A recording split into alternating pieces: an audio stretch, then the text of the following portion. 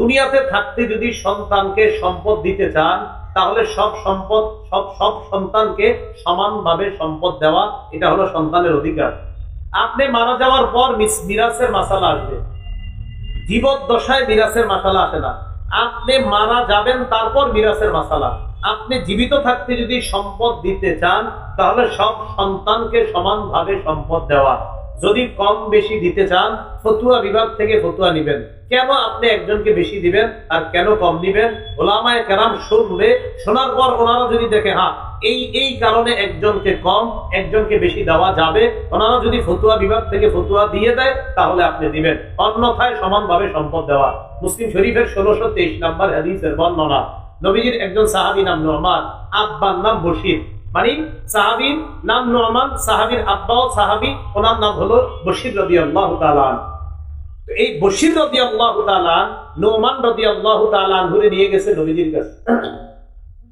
নবীজির কাছে নিয়ে বললেন, ইয়া রাসূলুল্লাহ ইশহাদ আন্নী নাহালতু নুমান কাযা ওয়া কাযা। হুজুর, আমি নুমানকে ওই সম্পদটা দিয়েছি, আপনি সাক্ষী থাকেন। নবীজি বললেন, আনাহালতা মিসলামা নাহালতা নুমান, তুমি নুমানকে যে সম্পদ দিয়েছো, অন্য সন্তানদেরকে এমন সম্পদ দিয়েছো কিনা? সাহাবী বশির জবাব দিলেন, লা ইয়া রাসূলুল্লাহ, না হুজুর, সব সন্তানকে আমি সমানভাবে দেই নাই, নুমানকে একটু বেশি দিছি। নবীজি বললেন, ইশহাদ আলা হাযা গায়রি, তাহলে সাক্ষী আমি ছাড়া অন্য কাউরে বানাও, সাক্ষী আমি ছাড়া অন্য কাউরে বানাও, আমারে বানাও না। আয়াসুদ্দুকা আইয়াকুনু ইলাইকা সাওয়াআন ফিল বিররি, তুমি কি চাও তোমার সব সন্তান তোমার উপর সুন্দর আচরণ করুক, সমানভাবে আচরণটা তুমি কি চাও? তুমি কি চাও সব সন্তানরা তোমার প্রতি সমানভাবে সৎ আচরণ করুক? জি হুজুর, এটা চাই। আল্লাহ নবী বললেন, সমানভাবে সৎ আচরণ চাও, তাহলে সম্পদ কেন সমান দিবা না? তুমি চাইতেছো সবাই তোমার প্রতি সুন্দর আচরণ করুক, তো সম্পদ কম দিবা কেন? আবু হাসান রহমতুল্লাহি আলাইহি আবু হুরায়রা রাদিয়াল্লাহু তাআলা আনহুর কাছে আসছে। মুসলিম শরীফের 6595 নম্বর হাদিসের বর্ণনা। তবে আবু হুরায়রা রাদিয়াল্লাহু তাআলা আনহুর কাছে আসার পর বললেন, ইন্নাহু ক্বাদ মাতালি ইবনান, আমার দুইজন সন্তান মারা গেছে। আবু হুরায়রা রাদিয়াল্লাহু তাআলা আনহুকে বললেন, ফামা আনতা মুহাদ্দিসি আন রাসূলিল্লাহি সাল্লাল্লাহু আলাইহি ওয়াসাল্লাম বিহাদিসিন তুতাইয়িবু বিহি আনফুসানা আন মাউতানা।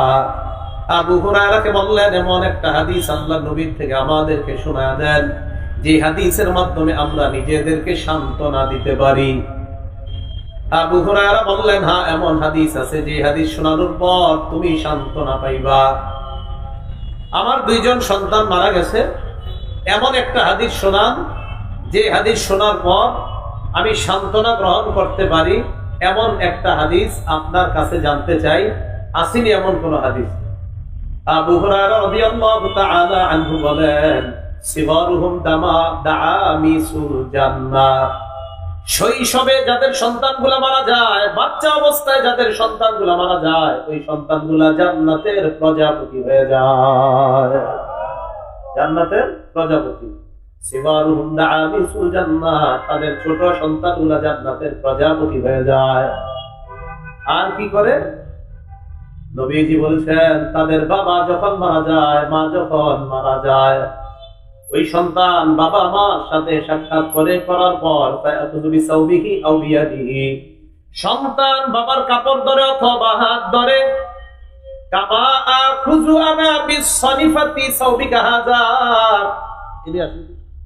এই দেখেন ওনার কাপড়ের কিনারায় ধরলাম আমি। আবু হুরায়রা এইভাবে কাপড়ের কিনারা ধরছে, এটা তো হবে না, এটা ধরছে, ধরে বললেন, এই দেখো, এইভাবে আমি তোমার কাপড়ের কিনারা যেমন ধরলাম, ওই ছেলে তার বাবা মায়ের কাপড়ের কিনারা এইভাবে ধরবে। ধরার পর ওই সন্তান তার বাবা মায়ের কাপড় ধরে ধরে এক পর্যায়ে আল্লাহ পাক রব্বুল আলামিন ইউদখিলুহুল্লাহু ওয়া আবাহুল জান্নাত, তাকে আর তার বাবা মাকে জান্নাতে প্রবেশ করায়া দিবেন। আবু হুরায়রা বলেন, আমি তোমার কাপড়ের কিনারা যেমন ধরলাম, এইভাবে সন্তান তার বাবার কাপড়, মায়ের কাপড় এইভাবে ধরে টানতে টানতে জান্নাতে নিয়ে যাবে। কারণ সন্তান পেটে 8 মাস 9 মাসে মারা গেছে। রাসূলুল্লাহ সাল্লাল্লাহু আলাইহি ওয়াসাল্লাম বলেন, ইয়াজুরু উম্মাহু বিসারিহি ইলাল জান্নাহ, এই সন্তান তার নাভি দিয়ে মাকে পেঁচিয়ে জান্নাতে নিয়ে যাবে। তো সন্তান মারা যাওয়ার সময় ধৈর্য ধারণ করা, সন্তান মারা যাওয়ার সময় কি করা? ধৈর্য ধারণ করা। রাসূলুল্লাহ সাল্লাল্লাহু আলাইহি সাল্লামের কাছে এক মহিলা, মুসলিম শরীফের 6596 নম্বর হাদিসের বর্ণনা, মোট হাদিস সংখ্যা হবে 7453টা তাকরার সহ। এক মহিলা রাসূলুল্লাহ সাল্লাল্লাহু আলাইহি সাল্লামের কাছে আসছে, আবু হুরায়রা রাদিয়াল্লাহু তাআলা আনহু বর্ণনা। অর্থাৎ ইমরাতুন নবী সাল্লাল্লাহু আলাইহি ওয়াসাল্লাম, এক নারী আল্লাহর রাসূলের কাছে আসছে বিসাবিকিন লাহা, একটা বাচ্চা নিয়ে, ছেলে নিয়ে আসছে নবীজির কাছে। নবীজির কাছে আনার পর আল্লাহ নবীকে বললেন, ইয়া নবী আল্লাহ উদুল্লাহ লাহু, হুজুর আমার এই সন্তানটার জন্য দোয়া করেন। নবীজি কয় কেন? এই নারী কয়, ইয়া রাসূলুল্লাহ লাকাদ দাফানতু সালাসাতান, ওর আগে তিনজনরে আমি কবর দিছি, হুজুর এটা যাতে না মরে একটু দোয়া করেন। ওর আগে তিনজনরে দাফন করছি হুজুর, এইটা যাতে একটু ভালো থাকে, আপনি একটু দোয়া করে দেন। লাকাদ দাফানতু সালাসা, হুজুর তিনজনরে দাফন করছি। নবীজি কয়, দাফনতি সালাসা, তিনজনরে দাফন করছো? জি হুজুর তিনজন দাফন করছো। আল্লাহ নবী কয়, তুমি তিনজনকে দাফন করেছো? কয় হ্যাঁ। ইহতাযারতি বিহিজারিন শাদীদিন মিনান নার, তুমি জাহান্নাম থেকে মজবুত শক্ত একটা প্রাচীর তৈরি করে ফেলেছো। তুমি জাহান্নাম থেকে একটা প্রাচীর তৈরি করে ফেলেছো, মজবুত প্রাচীর তুমি তৈরি করে ফেলেছো। তোমার চিন্তার কোনো কারণ নাই, তুমি তো মজবুত প্রাচীর তৈরি করে ফেলেছো। তাহলে হাদিসের মাধ্যমে বুঝতে পারলাম যে রাসূলুল্লাহ সাল্লাল্লাহু আলাইহি সাল্লাম এই নারীকে বললেন, তিন সন্তান দাফন করছো, মজবুত প্রাচীর তুমি তৈরি করে ফেলেছো। এক নারী রাসূল সাল্লাল্লাহু আলাইহি সাল্লামকে বলতেছে, ইয়া রাসূলুল্লাহ যাহাবাত রিজাল বিহাদিসিকা, হুজুর পুরুষরা সবাই আপনার হাদিস শুনে, আমরা শুনতে পাই না। হুজুর আপনি শুধু পুরুষ সাহাবীদেরকে হাদিস শোনান, আমাদের হাদিস শোনান না। নবীজি বললেন, কি করতে পারি বলো? কথা জানলানা মিন নাফসিকা ইয়াউমা নাতিকা ফিহি, আমাদের জন্য স্পেশাল একটা দিন আপনি ধার্য করেন, এই দিন শুধু আপনি আমাদেরকে ওয়াজ করবেন, পুরুষদেরকে ওয়াজ করবেন না। এক নারী বললেন, হুজুর পুরুষরা শুধু আপনার ওয়াজ শোনে, আমরা শুনি না। বুখারীর 7310 আসছে, বুখারীর 1381 নম্বর হাদিসে আসছে তিন সন্তান দাফনের ফজিলত।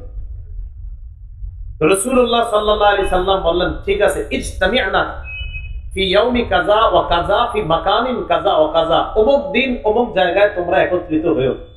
ফাজতামা'না, তারা একত্রিত হয়েছে। আর নারীরা বলছে, ইয়া রাসূলুল্লাহ আমাদেরকে আপনি আল্লিমনা মিম্মা আল্লামাকাল্লাহ, তুআল্লিমুনা মিম্মা আল্লামাকাল্লাহ, আল্লাহ আপনারা যা শিখাইছে আমরাও একটু শিখাইবেন স্পেশাল, আপনি শুধু পুরুষ সাহাবাদেরকে শিখান, আমাদেরকে শিখান না। তো নবীজি বলছে, ঠিক আছে, অমুক দিন অমুক জায়গায় আসবা। তো গেছে নারীরা। যাওয়ার পর রাসূল সাল্লাল্লাহু আলাইহি সাল্লাম বললেন, মা মিনকুন্না, তোমাদের মধ্য থেকে ইমরাআতুন, কোন নারী, তোমাদের মধ্য থেকে কোন নারী তার যদি তিনটা সন্তান মারা যায়, কয়টা সন্তান? ইল্লা কানা লাহা হিজাবাম মিনান নার, এই তিন সন্তান যদি কোন নারীর মারা যায়, ওই নারীর জন্য জাহান্নাম থেকে এই সন্তানগুলা জাহান্নাম থেকে বাঁচার প্রতিবন্ধক হয়ে যাবে। এক নারী বললেন, ইয়া রাসূলুল্লাহ ওয়া সিনতাইন, যদি দুইজন মারা যায়। আবার বললেন, হুজুর যদি দুইজন মারা যায়। নবীজি বললেন, ওয়া সিনতাইনি ওয়া সিনতাইনি ওয়া সিনতাইনি, দুইজন মারা গেল, দুইজন মারা গেল, দুইজন মারা গেল, ওই মায়ের জন্য সন্তান জাহান্নাম থেকে প্রতিবন্ধক হয়ে যায়। তাহলে সন্তান আসার পর, সন্তান যদি মারা যায়, সন্তান যদি বালেগ হওয়ার আগে মারা যায়, ওই সন্তান পিতা মাতা তাদের জন্য জান্নাতে যাওয়ার কারণ হয়ে যায়। সেই বুখারীর বর্ণনা স্পষ্ট আসছে 1381 নম্বর বর্ণনা, লাম ইয়াবলুগুল হিনসা, বালেগ হওয়ার আগে যদি সন্তান মারা যায় আর মা বাবা যদি ধৈর্য ধারণ করে, ওই মা বাবাকে ওই সন্তান জান্নাতে প্রবেশ করাবে। নাসাই শরীফের 2088 নম্বর হাদিসে আশ্চর্য বর্ণনা। নবীজি সাহাবাদেরকে ওয়াজ করতেন, তো নবীজির মজলিসে সাহাবারা বসতেন, তাদের সাথে একজন লোক বসত, লাহু ইবনুন সাগীরুন, তার একটা ছোট সন্তান ছিল। ইয়াতিহি মিন খালফি যহরিহি ফায়ফিদাহু বাইনা ইয়াদাইহি, সন্তানটাকে পিছন থেকে সুন্দর মতো আইনা সামনে বসাইতেন, আল্লাহ নবীর সামনে বসাইতেন আর ওয়াজ শুনতেন। হঠাৎ একদিন আল্লাহ নবী দেখে ওই লোকটাও নাই, লোকটার সন্তানও নাই। ছেলেটা মারা গেছে, ছেলেটা মারা গেছে, হালাকা, ছেলেটা মারা গেছে। ফামতাআনা রাজুল আইয়াহদুরাল হালকাতা লিযিকরি ইবনিহি, সন্তানের বিয়োগ ব্যথায় সন্তানদের মনে করে নবীজির মজলিসে আর আসতেছে না। একদিন নবীজি বললেন, ওই লোকটা কোথায় যে তার ছেলে নিয়ে আমার সামনে বসে, তাকে দেখছি না কেন?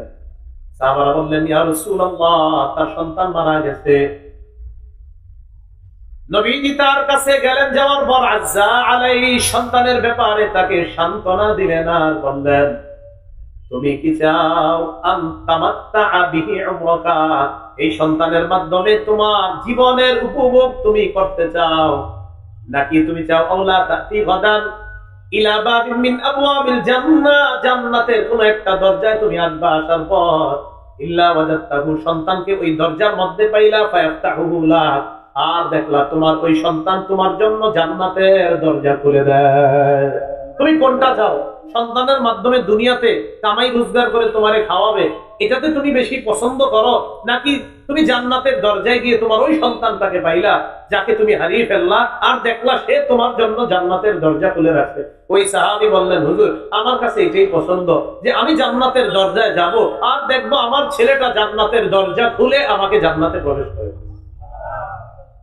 সন্তান মারা গেলে ছোটবেলায় মাকে একটু সান্ত্বনা দিবেন। হাদিসে আসছে, ইনি একটা সাবাত, হাদিসে মুয়ান্নাস আসছে, এর মানে হলো সাধারণত মা বেশি কষ্ট পায়, তাই নবী বলছে যদি মা ধৈর্য ধারণ করে আর যদি মা সওয়াবের আশা করে, আল্লাহ বাবা মা উভয়কে সন্তান যদি শৈশবে মারা যায় ধৈর্য ধারণ করার তৌফিক দান করে। সন্তান বেঁচে গেলে কি করব? সন্তান যখন বেঁচে যাবে, মানে বেঁচে যাওয়া মানে সন্তান জন্মের পর থেকে তার জন্য করণীয় 12টা করণীয়। বলেন কয়টা? সবাই বলেন কয়টা করণীয়? 12টা। 1 নাম্বার করণীয়, সন্তান জন্মের পরে ফেসবুকে একটা ছবি তুলবেন, তুইলা এটা ফেসবুকে আপলোড করবেন আর বলবেন, আজকে প্রথম চাচা হওয়ার সৌভাগ্য অর্জন করলাম। এটা হলো প্রথম অধিকার। আর বলবেন, আজকে প্রথম ভাগ্নির মামা হওয়ার স্বাদ উপভোগ করলাম, বন্ধুদের সাথে শেয়ার করলাম। এটা হলো সন্তানের প্রথম হক দুনিয়াতে আসার পর। এটি তো হচ্ছে, এই হকই তো আদায় করতেছেন সবাই। সন্তান দুনিয়াতে আসার পর এই হক সবাই আদায় করতেছে। এটা কি সত্য না মিথ্যা? সন্তান দুনিয়াতে আসার পর প্রথমে তার কানে আযান দেওয়া। বলেন কি দেওয়া? আযান দেওয়া। এটা 1 নম্বর করণীয়। আবু দাউদ শরীফ 5105 নম্বর হাদিসের বর্ণনা। রাসূল সাল্লাল্লাহু আলাইহি সাল্লামের সাহাবী বলেন, রাআইতু রাসূলুল্লাহি সাল্লাল্লাহু আলাইহি ওয়াসাল্লাম আযানা ফি উযুনিল হাসান ইবনে আলী ইবনে আবি তালিব রাদিয়াল্লাহু তাআলা আন হিনা ওয়ালাদাতু ফাতিমা বিস-সালাহ। ফাতিমা রাদিয়াল্লাহু তাআলা আনহা যেদিন হযরত হাসানকে প্রসব করলেন, জন্ম দিলেন, আমি দেখলাম মুয়াজ্জিন সাহেবরা নামাজের যে আযান দেয়, নবীজিকে দেখলাম হাসানের কানে অবিকল ওই আযানটা দিতে দেখলাম। তাহলে 1 নাম্বার অধিকার সন্তানের কানে আযান দেওয়া, ছেলে হোক আর মেয়ে হোক তার কানে আযান দেওয়া। 2 নাম্বার তাহনিক করানো। বলেন কি করানো? তাহনিক বলা হয়, কোন আল্লাহওয়ালার কাছে নিয়ে যাবেন, নিয়ে যাওয়ার পর ওই আল্লাহওয়ালা খেজুর চাবাবে, চাবানোর পর ওই সন্তানের মুখে একটু থুতু দিবে, থুতু দেওয়ার পর সামান্য খেজুর মুখের ভিতরে তালুর মধ্যে লাগায় দিবে। সহিহ বুখারী 3909 নম্বর হাদিস। সহিহ বুখারীর আরেকটা বর্ণনা আছে, তো আমরা 3909 নম্বর বর্ণনাটা জানি। এই হাদিসের মধ্যে আছে, নবীজি সাল্লাল্লাহু আলাইহি সাল্লামের মহিলা সাহাবিয়া আসমা বিনতে আবু বকর রাদিয়াল্লাহু তাআলা আনহুমা, মানে আবু বকর সিদ্দিক রাদিয়াল্লাহু তাআলা আনহুর কন্যা আসমা রাদিয়াল্লাহু তাআলা আনহা। এই আসমা রাদিয়াল্লাহু তাআলা আনহা পেটে সন্তান, আন্নাহা হামালাত বি আব্দুল্লাহ ইবনে জুবাইর, তার পেটে সন্তান আসছে, এই সন্তান হলেন আব্দুল্লাহ ইবনে জুবাইর। আসমা রাদিয়াল্লাহু তাআলা আনহা বলেন, খরজতু, আমি মদিনায় রওনা করলাম, হিজরত করে রওনা করলাম, হিজরত করতে। ওয়ানা মুতিম্মুন, আমি আসন্ন প্রসবা, আসন্ন প্রসবা মানে আমার যে কোনো সময় সন্তান হয়ে যেতে পারে। আল্লাহর কি কুদরত, মুসলমানরা হিজরত করে মক্কায় যাওয়ার পর কারো সন্তান হয় না মুসলমানদের। কাফেররা ইহুদি খ্রিস্টানরা বলাবলি করতে লাগলো মুসলমানরা হলো একদম সমস্ত খারাপ জাতি, এগুলা মদিনায় আসার পর কারো সন্তান হয় না, এই জাতীয় অপবাদ দেওয়া শুরু করলো। নাউজুবিল্লাহ। আসমা রাদিয়াল্লাহু তাআলা আনহা বলেন, আমার সন্তান যে কোনো সময় হয়ে যাবে এমন অবস্থায় আমি মদিনায় রওনা করলাম। আল্লাহ কি কুদরত, পুরা রাস্তায় ওনার সন্তান হয় না। হযরত আসমা বলেন, ফালাম্মা আতাইতুল মাদিনা ওয়া নাযালতু বিকুবা, আমি মদিনায় আসলাম আর কুবায় যখন আমি অবতরণ করলাম, ওয়ালাদতুহু, আমি আমার সন্তানকে মদিনায় এসে জন্ম দিলাম। মুসলমানদের উপর যে অপবাদ ছিল, অপবাদ ঘুষানোর জন্য আল্লাহ পুরা রাস্তায় সন্তানটা দুনিয়াতে আনেননি। মদিনায় যাওয়ার পর হযরত আসমার সন্তান আনছে আর সাহাবারা আনন্দ মিছিল করছে। আসমা রাদিয়াল্লাহু তাআলা আনহা বলেন, ফাতাইতু বিহিন নাবিয়্যা সাল্লাল্লাহু আলাইহি ওয়াসাল্লাম, আমি আমার সন্তানকে আল্লাহর নবীর কাছে নিয়ে গেলাম। ফাওয়াদাতুহু ফি হাজরিহি, আল্লাহর নবীর কোলের মধ্যে দিলাম। নবীজির কোলের মধ্যে দেওয়ার পর দাআ বিতামরা, আল্লাহর নবী খেজুর আনলেন, আনার পর ফামাদাহা, খেজুর চাবাইলেন। সুম্মা তাফালা ফিহি, আব্দুল্লাহ ইবনে জুবাইরের মুখের মধ্যে আল্লাহর রাসূল থুতু মুবারক দিয়ে দেয়। হাদিসের মধ্যে আসছে, ফাকানা আউয়ালা শাইইন দাখালা জাওফা আব্দুল্লাহ রাসূলুল্লাহ সাল্লাল্লাহু আলাইহি ওয়াসাল্লাম, আব্দুল্লাহ ইবনে জুবাইরের পেটের মধ্যে দুনিয়ার অন্য কোনো খাবার প্রথম যায় নাই। আল্লাহর নবীর থুতু মুবারক আব্দুল্লাহ ইবনে জুবাইরের পেটের মধ্যে সর্বপ্রথম যায়। সর্বপ্রথম নবীর থুতু মুবারক তার পেটে গেছে। এরপর আল্লাহ রাসূল সাল্লাল্লাহু আলাইহি সাল্লাম একটু খেজুর চাবায়া মুখের ভিতর তালুর মধ্যে লাগায়া দিলেন। এটাকে বলা হয় তাহনিক। কি বলা হয় বলেন তো? তাহনিক। 3 নাম্বার, যেই সন্তান দুনিয়াতে আসবে তাকে আমরা যারা দেখব তাকে স্বাগত জানাবো, তার জন্য বরকতের দোয়া করব। বলেন কিসের দোয়া করব? বরকতের দোয়া করা। আবু দাউদ শরীফের 5106 নম্বর হাদিসের বর্ণনা। এই হাদিসের মধ্যে আছে, আন আয়েশা সিদ্দিকাহ রাদিয়াল্লাহু তাআলা আনহা قالت কানা রাসূলুল্লাহ সাল্লাল্লাহু আলাইহি ওয়াসাল্লাম ইফতা বিস-সিবিয়ান, নবীজির কাছে যখন কোন শিশুকে আনা হতো, ফায়াদউ লাহুম বিল বারাকা, আল্লাহ নবী ওই শিশুর জন্য বরকতের দোয়া করতেন। শিশুর জন্য কিসের দোয়া করা? বরকতের। বাপেরে দেখলে আপনারা বলবেন, জাআলাহুল্লাহু মুবারাকান আলাইকা ওয়া আলা উম্মতি মুহাম্মাদিন সাল্লাল্লাহু আলাইহি ওয়াসাল্লাম। আইয়ুব আস-সুফতিয়ানি রাহমাতুল্লাহি আলাইহি নবজাতককে দেখলে এই দোয়া করতেন, আল্লাহ তোমার সন্তানকে, বলেন আল্লাহ তোমার সন্তানকে তোমার জন্য, উম্মতে মুহাম্মাদির জন্য বরকতের কারণ বানাবেন। কোন সন্তান দেখলে এই দোয়া করবেন, আল্লাহ তোমার এই সন্তানকে তোমার জন্য আর উম্মতে মুহাম্মাদির জন্য বরকতের কারণ বানাবেন। 4 নাম্বার, আকিকা করা। নাসাই শরীফের 4220 নম্বর হাদিসের বর্ণনা, ক্বালা রাসূলুল্লাহ সাল্লাল্লাহু আলাইহি ওয়াসাল্লাম, নবীজি বলেন, কুল্লু গুলামিন রাহিনুন বিআকিকাতিহি, প্রত্যেকটা নবজাতক তার আকিকার সাথে আবদ্ধ। তুযবাহু আনহু ইয়াওমা সাবিহি, 7ম দিনে তার পক্ষ থেকে জবাই করা হবে, আকিকা করা হবে। ওয়া ইউহলাকু রাসুহু, তার মাথা মুন্ডন করা হবে 7ম দিনে। তিরমিজির 1519 নম্বর হাদিসের বর্ণনা, আল্লাহর নবী ফাতেমা রাদিয়াল্লাহু তাআলা আনহাকে বললেন, ফাতেমা ইহলিকি রাসা, হাসানের মাথা মুন্ডন করে দাও। ওয়া তাসাদদাকি বিজিনাতি শারিহি ফিদ্দাতান, হাসানের চুল পরিমাণ রূপা আল্লাহর রাস্তায় সদকা করে দাও। 7ম দিনে আকিকা করা, চুলগুলা মুন্ডন করে এক পাল্লায় রাখবেন, স্বর্ণ কাঠের দোকানে পাল্লা আছে, এক পাল্লায় চুল আরেক পাল্লায় রূপা, এই চুল পরিমাণ রূপা আল্লাহর রাস্তায় সদকা করে দেওয়া।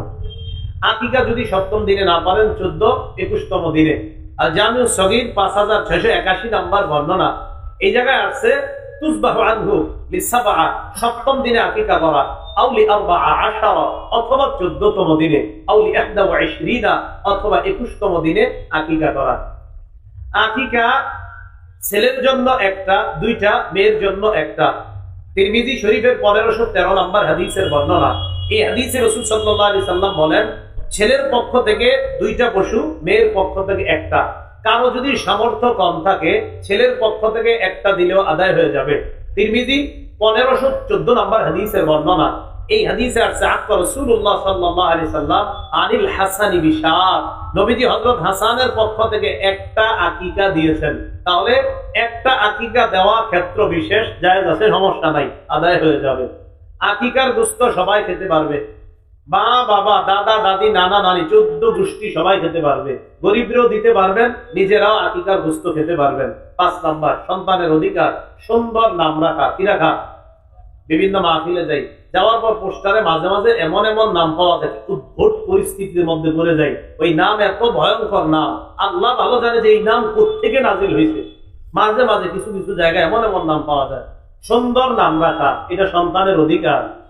আব্দুল্লাহ ইবনে আব্বাস রাদিয়াল্লাহু তাআলা আনহুমার বর্ণনা, তিনি বলেন, নবীজি সাল্লাল্লাহু আলাইহি সাল্লামকে বললাম, ইয়া রাসূলুল্লাহ ক্বাদ আলিমনা হাক্কাল ওয়ালিদি ফামা হাক্কুল ওয়ালাদ। হুজুর, পিতার মাতার অধিকার আমরা জানি, সন্তানের কি অধিকার একটু বলেন। নবীজি বললেন, আইয়ুহসিনা ইসমা, সন্তানের সুন্দর একটা নাম রাখা এটা সন্তানের অধিকার। 6 নাম্বার তরবিয়ত শিক্ষা দেওয়া। বলেন তো কি শিক্ষা দেওয়া? বলেন আমার সাথে, শ্রেষ্ঠ তরবিয়ত নামাজ। বলেন শ্রেষ্ঠ তরবিয়ত, সন্তানকে শ্রেষ্ঠ তরবিয়ত তাওহীদ শিক্ষা দেওয়া, নামাজ শিক্ষা দেওয়া। আবু দাউদ শরীফের 495 নাম্বার হাদিসের বর্ণনা, قال رسول الله صلى الله عليه وسلم, নবীজি বলেন, মুরু আওলাদাকুম বিসসালাহ ওয়া হুম আবনাউ 7 সিনিন। সন্তানের বয়স যখন 7 হবে, সন্তানকে তখন নামাজের আদেশ দাও। ওয়াদরিবুহুম আলাইহা ওয়া হুম আবনাউ 10 সিনিন। বয়স যখন 10 হবে, প্রয়োজনে মৃদু আঘাত করো। ওয়াফাররিকু বাইনাহুম ফিল মাদাজি, সন্তানের বিছানা আলাদা করে দাও।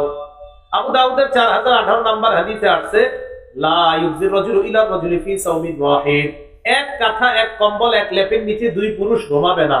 ওয়ালা তুজিল মারআতু ইলাল মারআতি ফি সাওমিন ওয়াহিদ, এক কাঁথা এক কম্বল এক লেপের নিচে 2 নারী ঘুমাবে না। আপনার ছেলে মেয়েকে তো এক কাঁথা কম্বলের নিচে রাখবেনই না, 2 ছেলেকে এক কাঁথা কম্বলের নিচে রাখবেন না, 2 মেয়েকেও এক কাঁথা কম্বলের নিচে রাখবেন না। সামর্থ্য আছে তো খাট আলাদা করেন, সামর্থ্য নাই এক খাটের মধ্যে মাঝে ফুল বালিশ, 2 পাশে 2 জনকে আলাদা লেপ কাঁথা কম্বলের ব্যবস্থা করে দেয়। ফাররিকু বাইনাহুম ফিল মাদাজি, বিছানা আলাদা করে দাও। 7 নাম্বার সুশিক্ষায় শিক্ষিত করা। বলেন কি শিক্ষা? শ্রেষ্ঠ সুশিক্ষায় সন্তানকে শিক্ষিত করার শ্রেষ্ঠ শিক্ষা কোরআনের শিক্ষা। বলেন কিসের শিক্ষা? কোরআনের শিক্ষা। সন্তানকে সুশিক্ষায় যে শিক্ষিত করবেন, এই সুশিক্ষায় শিক্ষিত করার শ্রেষ্ঠ শিক্ষাটার নামই কোরআনের শিক্ষা। আর কোরআনের শিক্ষা একাডেমিক ভাবে সবচেয়ে শ্রেষ্ঠ যে জায়গার মধ্যে শিক্ষা দেওয়া হয়, এটা হলো মাদ্রাসা। কোথায়? মাদ্রাসা। আপনি কোন ইমামের পিছে নামাজ পড়লেই বুঝতে পারবেন এটা মাদ্রাসায় পড়াশোনা করছে না করে নাই। ইমামের তেলাওয়াত শুনলেই বুঝবেন উনি কি মাদ্রাসার ছাত্র কি ছাত্র না, একদম সহজে বুঝে ফেলবেন। তাহলে সুশিক্ষায় শিক্ষিত করা, এর মধ্যে শ্রেষ্ঠ শিক্ষা কোরআনের শিক্ষা। সন্তানকে যা বানান, প্রথম কোরআনের শিক্ষা দেন। সহিহ বুখারীর 5017 নাম্বার হাদিসের বর্ণনা, قال رسول الله صلى الله عليه وسلم, নবীজি বলেন, খায়রুকুম মান তাআল্লামাল কুরআন ওয়া আল্লামা, তোমাদের মধ্যে সর্বোত্তম ওই ব্যক্তি যে কোরআন শিখে অন্যকে শিখায়। সর্বোত্তম ওই ব্যক্তি যে কোরআন শিখে অন্যকে শিখায়। এই যে মাদ্রাসায় বালক বালিকা, এটা মাদ্রাসা। বলেন তো এই মাদ্রাসায় ওস্তাদ আর ছাত্র আর ছাত্রী শিক্ষিকা যারা আছে, একদল কোরআন শিখায় আর একদল কোরআন শিখতেছে। নবীজি তাদেরকে দুনিয়ার সর্বোত্তম বলে ঘোষণা করেছে।